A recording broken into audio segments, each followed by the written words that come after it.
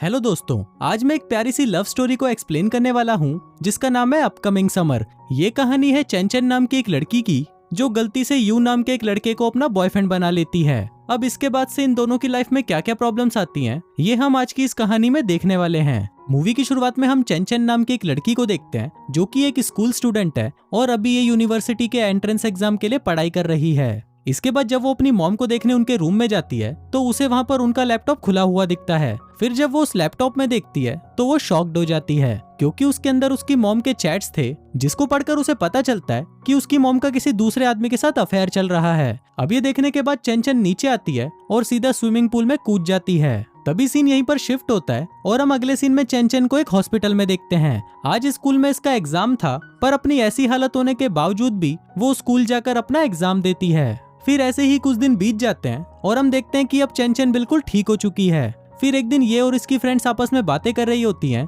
कि स्कूल में एक लड़का है जिसका नाम यू है और वो अपना फाइनल एग्जाम देने आया ही नहीं। पता नहीं उसके दिमाग में क्या चल रहा था कि उसने इतना इंपॉर्टेंट एग्जाम मिस कर दिया। इसके बाद चंचन अपने घर आती है और यहाँ पर हम इसके मॉम और डैड को देखते हैं जो इसको लेकर बहुत ज्यादा परेशान है कि ये अपनी पढ़ाई पर बिल्कुल भी ध्यान नहीं देती। वो कहते हैं कि हम इसको पढ़ाने के लिए अपना शहर छोड़कर इस शहर में आए, लेकिन ये लड़की तो अपनी पढ़ाई को लेकर बिल्कुल भी सीरियस नहीं है। फिर इसकी मॉम इससे पूछती है कि तुम्हें उस रात को क्या हुआ था जो तुम अचानक पूल में कूद गई।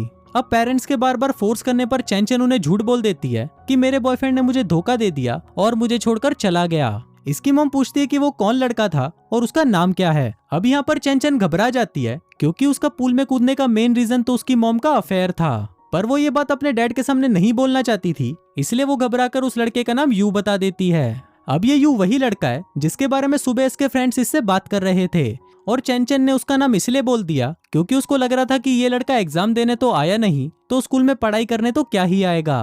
फिर अगले दिन स्कूल में चंचन की मॉम प्रिंसिपल से यू की कंप्लेंट कर देती है कि उसने पहले तो मेरी बेटी को अपने प्यार में फंसाया और फिर उसे धोखा देकर चला गया। इसके बाद प्रिंसिपल क्लास में आती है और यू को सबके सामने डांटने लग जाती है। वो कहती है कि तुमने चंचन को धोखा क्यों दिया और तुम स्कूल में पढ़ने आते हो या लड़कियां पटाने। अब यहाँ पर यू को कुछ समझ नहीं आ रहा था कि उसके साथ क्या हो रहा है और ये प्रिंसिपल उसे क्यों डांट रही है। इसके बाद लंच टाइम में यू चंचन के पास आता है और उससे पूछता है कि क्या मैं तुम्हें जानता हूँ और मैंने तुम्हें धोखा कब दिया, लेकिन चंचन उसे कोई जवाब नहीं देती और चुपचाप उठकर वहाँ से चली जाती है। अब यू पूरे दिन चंचन से बात करने के लिए उसके आगे पीछे घूमता रहता है, लेकिन वो इसे पूरी तरह अवॉइड करती रहती है क्योंकि उसके पास इसका कोई जवाब नहीं था। फिर शाम को भी यू चंचन का पीछा करते हुए उसके घर तक पहुंच जाता है, लेकिन वो वहां पर भी इसे कुछ नहीं बताती। फिर अगले दिन स्कूल में यू फिर से चंचन के आगे पीछे घूमने लगता है क्योंकि उसे जानना ही था कि इसने झूठ क्यों बोला। अब इन दोनों को देखकर प्रिंसिपल इन्हें अपने पास बुलाती है क्योंकि उन्हें लग रहा था कि यू चंचन को परेशान कर रहा है, लेकिन यू उन्हें बोलता है कि मुझे मेरी गलती का एहसास हो गया है, मैंने इससे ब्रेकअप करके बहुत बड़ी मिस्टेक की है, इसलिए मैं इससे फिर से पैचअप कर लूंगा और हम दोनों फिर से पहले की तरह रिलेशनशिप में आ जाएंगे। अब यहाँ पर चंचन को लगने लगता है कि ये कुछ ज्यादा ही हो रहा है और अब मुझे ही इसे ठीक करना होगा, इसलिए वो बाद में यू के पास आती है और उसे सारी सच्चाई बता देती है कि मेरी मॉम का किसी और के साथ अफेयर चल रहा है और इसी टेंशन में मैं पूल में कूद गई थी। फिर जब मॉम ने मुझसे इस बारे में पूछा तो मैंने तुम्हारा नाम लेकर उन्हें झूठ बोल दिया।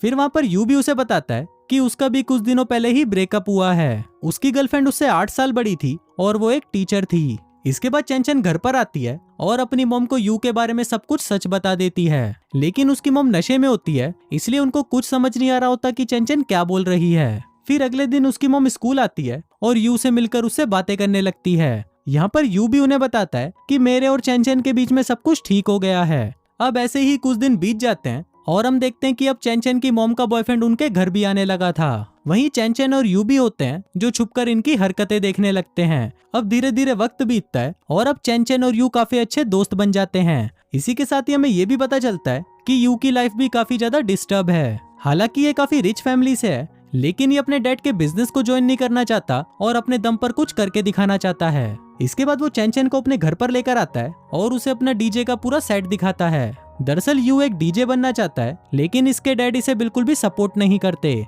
फिर इसके कुछ दिनों बाद चंचन का बर्थडे आता है और ये अब फाइनली 18 साल की हो जाती है। इसके बाद यू उसको बाहर लेकर जाता है और इसे अपना गाना सुनाता है जो इसने चंचन के लिए बनाया था और उस सॉन्ग में आवाज भी चंचन की ही थी। इसके बाद घर आते हुए चंचन एक रेस्टोरेंट में अपने फादर को देखती है। वहाँ पर उसकी मॉम भी होती है और साथ में एक और लेडी बैठी होती है। यहाँ चैनचन जब उनकी बातें सुनने की कोशिश करती है तो उसे पता चलता है कि इसकी मॉम और डैड का रिलेशनशिप तो सालों पहले ही टूट चुका है और इन्होंने सालों पहले ही डिवोर्स ले लिया था। वो सिर्फ चैनचन को दिखाने के लिए एक दूसरे के साथ रहते हैं, असलियत में तो इन दोनों ने अपने लाइफ पार्टनर्स भी ढूंढ लिए हैं और यही कारण था कि उसकी मॉम किसी दूसरे आदमी के साथ थी। अब ये देखकर चैनचन बहुत ज्यादा रोती है और वहाँ से भागकर सीधा यू के पास चली जाती है। इसके बाद हमें यहाँ पर यह भी पता चलता है कि कुछ देर पहले यू ने इसको प्रपोज किया था, लेकिन चैनचन ने उसे मना कर दिया था। फिर ये दोनों साथ में ड्रिंक करते हैं और यहाँ पर चैनचन यू को अपनी सारी बातें बता देती है, जिसके बाद ये दोनों अपनी फैमिली को बिना बताए एक ट्रिप पर चले जाते हैं।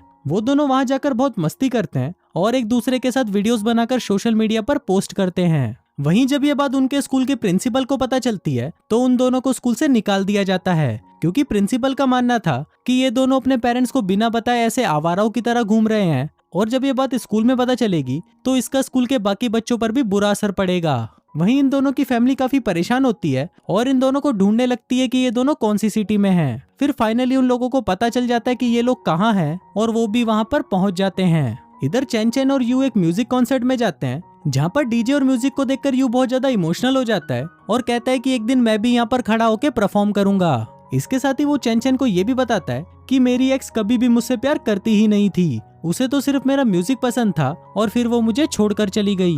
इसके बाद चैनचन भी उसे अपनी दिल की बात बता देती है और कहती है कि मैं तुमसे प्यार करने लगी हूँ और फिर वो दोनों वहाँ पर किस करने लगते हैं। तभी यहीं से कहानी सीधा फ्लैशबैक में जाती है और हमें फिल्म का स्टार्टिंग सीन दिखाया जाता है। यहाँ पर हमें पता चलता है कि चैनचन को शुरुआत से ही पता था कि उसके पेरेंट्स का डिवोर्स हो चुका है और इसी के चलते वो डिप्रेशन में चली गई थी और अपनी लाइफ को खत्म करने के लिए उसने पानी के अंदर छलांग लगा दी थी। फिर कहानी वापस प्रेजेंट में आती है और यहाँ पर इन दोनों के पेरेंट्स इन्हें ढूंढते हुए पहुंच जाते हैं। इसके बाद यू के डैड इसको मारते पीटते हुए इसके होटल ले जाते हैं, क्योंकि उनको ऐसा लग रहा था कि ये चैनचन की फैमिली की परमिशन के बिना उसको अपने साथ जबरदस्ती यहाँ पर लाया है। फिर होटल में आकर यू को एक पेपर पर साइन करवाया जाता है जिसमें लिखा था कि ये चैनचन को उसकी परमिशन के बिना यहाँ पर लेकर आया है, लेकिन यू साइन करने से मना कर देता है और अचानक वो वहीं पर बेहोश हो जाता है। अब सीन यही शिफ्ट होता है और हम कुछ साल बाद का सीन देखते हैं। अब चैनचन वापस अपनी सिटी में आ गई है और अब वो पढ़ाई में बहुत ज्यादा मेहनत करती है और उसकी ड्रीम यूनिवर्सिटी में एडमिशन भी हो जाता है।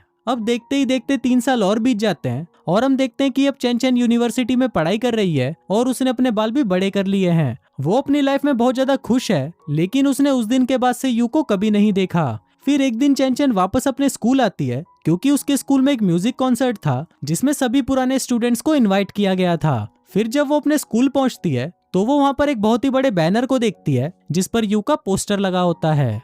अब ये देखकर चैनचन समझ जाती है कि आखिरकार उसने अपना ड्रीम पूरा कर ही लिया और अब वो एक बहुत ही सक्सेसफुल डीजे बन चुका है। फिर रात को कॉन्सर्ट में यू सबके सामने परफॉर्म करता है और वहीं भीड़ के बीच में चैनचन भी यू को देख रही होती है और इसी के साथ ही ये फिल्म यहीं खत्म हो जाती है।